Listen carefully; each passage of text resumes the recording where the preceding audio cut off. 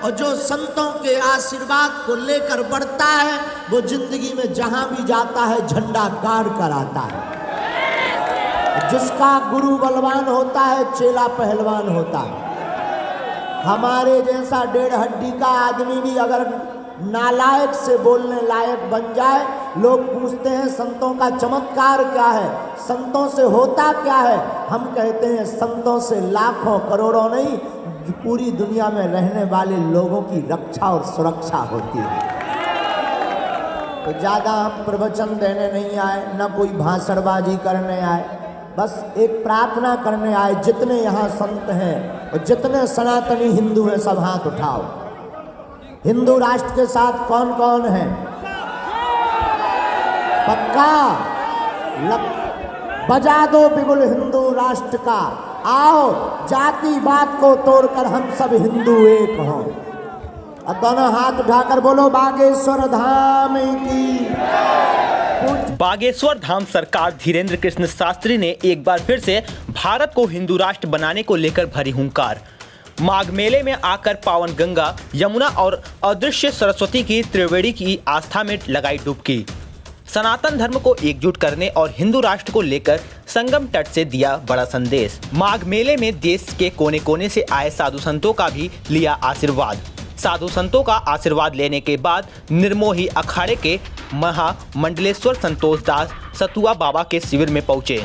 धीरेन्द्र शास्त्री ने व्यास मंच से गंगा मैया की जय, तीर्थराज प्रयाग की जय, सब संतों की जय के जयकारे लगवाए। गौ माता की जय और हिंदू राष्ट्र की जय के भी धीरेन्द्र शास्त्री ने जयकारे लगवाए हैं। धीरेन्द्र शास्त्री ने गंगा माँ को प्रणाम करते हुए कहा कि अगर हम सब एक साथ हो जाएं तो भारत हिंदू राष्ट्र होगा। धीरेन्द्र शास्त्री ने कहा ना हम कोई राजनेता हैं, ना हमें राजनीति करनी है। कहा कि माघ मेले में हम पूज्य संतों का आशीर्वाद लेने आए हैं। धीरेन्द्र शास्त्री ने यह भी कहा कि जिनके ऊपर संतों की कृपा हो जाती है वह निर्बल ही सबल बन जाता है। यह भी कहा कि तीन बनावत देश को संत, सती और सूर्य, तीन मिटावत देश को कालर, कपटी, धूर्त।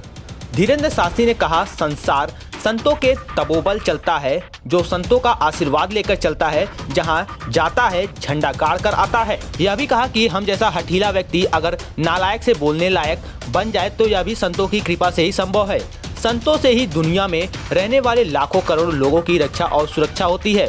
व्यास मंच से धीरेन्द्र शास्त्री ने कहा कि हिंदू राष्ट्र के साथ साथ कौन है। पंडाल में मौजूद सभी लोगों ने हिंदू राष्ट्र का समर्थन किया। धीरेन्द्र शास्त्री ने जात पात को छोड़कर हिंदुओं के एक होने का भी आह्वान किया। कहा अगर सभी सनातन धर्मी एकजुट हो जाए तो भारत को हिंदू राष्ट्र बनने से कोई ताकत नहीं रोक सकती। यह भी कहा कि माघ मेले में देश भर से आए साधु संतों के चरणों की धूल को माथे से लगाने का सौभाग्य मिला। निर्मोही अखाड़ा के महामंडलेश्वर संतोष दास सतुआ बाबा को बड़ा भाई कहकर संबोधित किया। धीरेन्द्र शास्त्री बागेश्वर धाम की जय और सतुआ बाबा जय के भी जयकारे लगवाए गए। मेजा से निकलने पर सैकड़ों श्रद्धालुओं ने धीरेन्द्र शास्त्री के काफिले को रोक लिया। धीरेन्द्र शास्त्री का कार का सनरूफ खोलकर खड़े हो गए और लोगों का दर्शन दिया। माघ मेले में बागेश्वर बाबा धीरेन्द्र शास्त्री का दर्शन कर लोग भी खासे उत्साहित हुए। साधु संतों और श्रद्धालुओं ने उनके हिंदू राष्ट्र की मुहिम का पुरजोर समर्थन किया है। देखिए आप भी हमारी खास रिपोर्ट नारद रिटर्न न्यूज पर।